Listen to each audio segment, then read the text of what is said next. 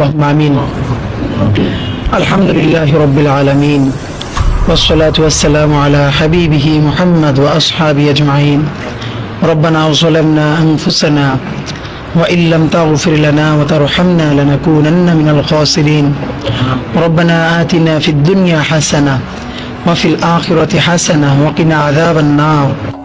আল্লাহ 20 কোটি মানুষের ছোট্ট একটা দেশ, আল্লাহ তাওহীদের এই জমিনকে আল্লাহ দেশি বিদেশি সমস্ত ষড়যন্ত্র থেকে, আল্লাহ চক্রান্তকারীদের হাত থেকে আল্লাহ আপনি বাংলাদেশের মানুষকে, বাংলাদেশের ইসলাম ও মুসলমানকে, আল্লাহ বাংলাদেশের স্বাধীনতা সার্বভৌমত্বকে আপনি হেফাজত করেন।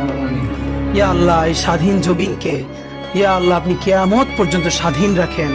আল্লাহ আমাদের সার্বভৌমত্বকে অটুট রাখেন। মাবুদ, বাংলাদেশকে স্বাধীন করতে গিয়ে ইয়া আল্লাহ গত 100 বছরে যত মানুষ আল্লাহ লড়াই করেছে, সর্বশেষ আল্লাহ জুলাই গণ অভ্যুত্থানে আমাদের যত ভাই বোন, আমাদের বন্ধু শহীদ হয়ে গেছে, আল্লাহ প্রত্যেককে আল্লাহ আপনি জান্নাতুল ফেরদাউসের মেহমান বানায় দেন। আমাদের আহত যত ভাই বোন আল্লাহ চিরতরে অন্ধ হয়েছে, পঙ্গু হয়েছে, আল্লাহ প্রত্যেকের উপর আপনার খাস রহমত নাজিল করেন। ইয়া আল্লাহ একটা নতুন বাংলাদেশ বিনির্মাণের আকাঙ্ক্ষায় আল্লাহ যারা দিন রাত পরিশ্রম করছে, একটা দুর্নীতিমুক্ত রাষ্ট্র গড়বার স্বপ্ন দেখছে, ইয়া আল্লাহ এই ছোট্ট দেশটায় আল্লাহ মানুষ নিজের জানের চেয়েও নিজের দেশকে ভালোবাসে। আল্লাহ একটা দুর্নীতিমুক্ত দেশ গড়বার তৌফিক এবার আপনি আমাদেরকে দেন।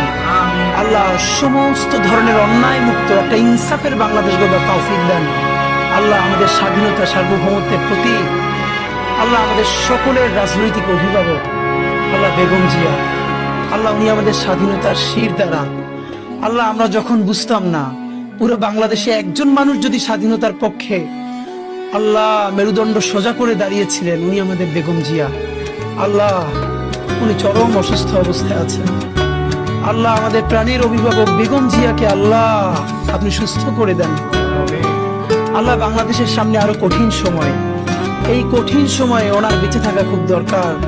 আল্লাহ উনি বেঁচে থেকেও যদি শুধু সবাইকে গাইড করে পরামর্শ দেয়, সেটা আমাদের জন্য আল্লাহ আমাদেরকে রাজনৈতিক মুরব্বী হারা আপনি কইরেন না।